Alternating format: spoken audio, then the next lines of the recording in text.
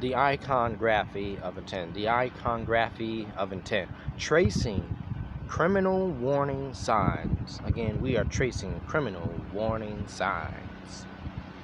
Centuries before modern forensics or behavioral profiling, master painters were already documenting the anatomy of a crime. Welcome back to the 71 Archive. Today, we are tracing the tactical cues of malice buried within gilded frames and religious masterpieces. We are moving beyond the sacred, we are moving beyond the sacred and into the predatory. Again, today we are tracing the tactical cues of malice buried within gilded frames and religious masterpieces.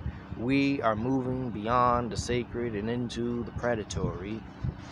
By applying modern behavioral audits to ancient iconography, we are going to expose the tactical cues of the thief and the betrayer.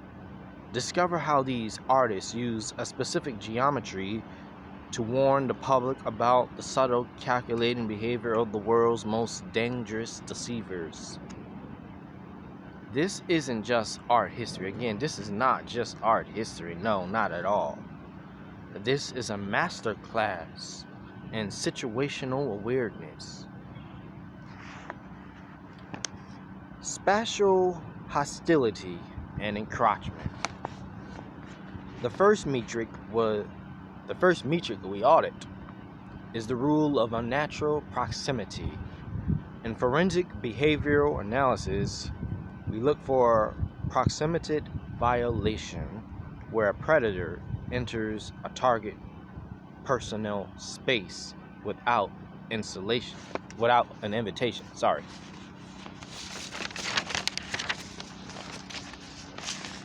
Medieval painters encoded this perfectly. Examine the positioning of the antagonistic in these masterpieces. They aren't just standing near the target, they are utilizing spatial hostility. While the devout figures maintain a respectful geometric distance, the betrayer violates the grid. They lean in at an angle that disrupts the visual balance of the piece.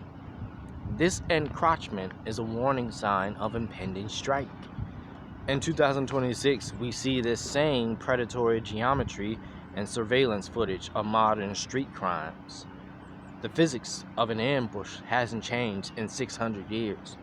Again, the physics of an ambush has not changed in 600 years. Surveillance versus devotion, the eye line audit. Next, we isolate the eye line trajectories. In a religious altarpiece, most figures are directed toward the divine. Their gaze is fixed on a central point of devotion, but the criminal element within the painting is performing a different task: surveillance.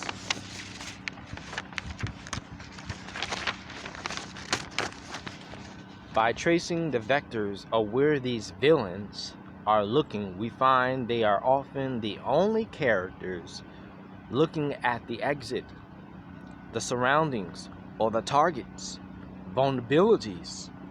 Their eyes aren't reflecting faith. Again, the eyes are not reflecting faith.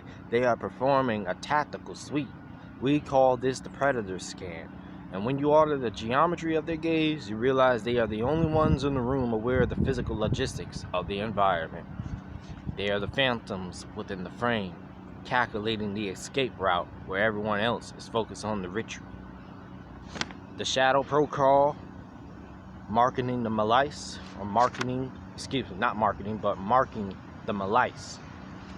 Finally, we look at the use of foreground shadows. In medieval logic, light was a proxy for truth, but artists used shadows as a visual ledger to mark those who existed outside that truth. Let me reread that so you can hear it again.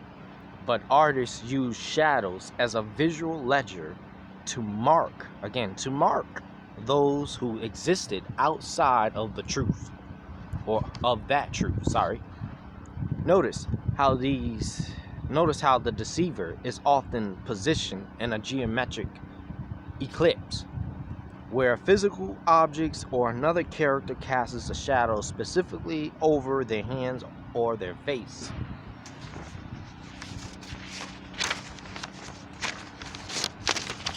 This isn't an accident of lighting, it is a deliberate marking of premeditated malice.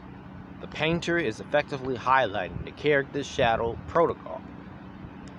Their attempt to remain unobserved while operating in plain sight. We are dismantling the gilded frame to reveal the criminal intent hidden underneath the golden leaf. The final verdict, or the 71 verdict?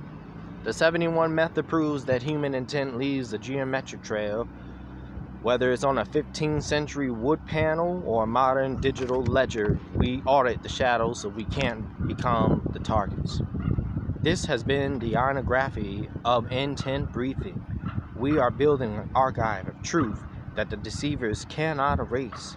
Subscribe to the 71 method and master the logic of the ocular witness. Own the observation or lose the advantage. I'll see you in the next audit. Audit complete.